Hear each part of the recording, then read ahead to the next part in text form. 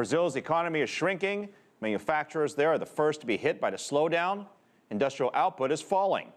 Paulo Cabral has this.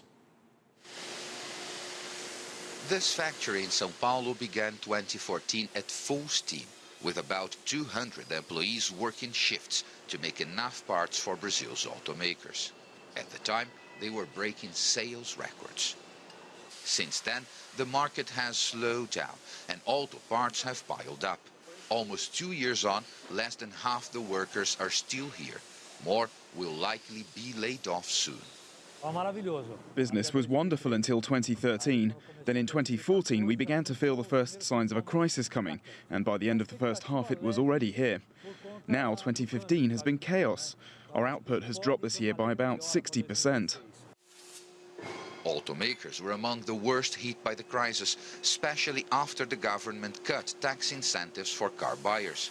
But most of the Brazilian industry is suffering. According to government data, Brazil's industrial output dropped by almost 11% in September 2015 compared to a year ago.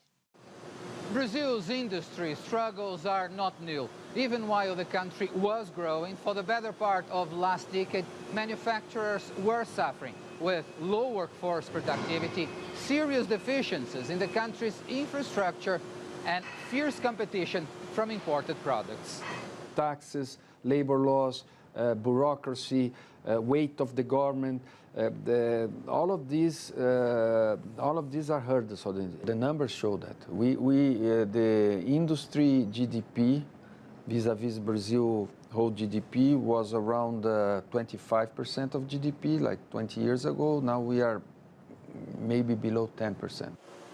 Brazil remains a competitive producer and exporter of commodities, but one thing remains out of its control: the slowdown in demand from the country's trading partners. Paulo Cabral, CCTV, São Paulo.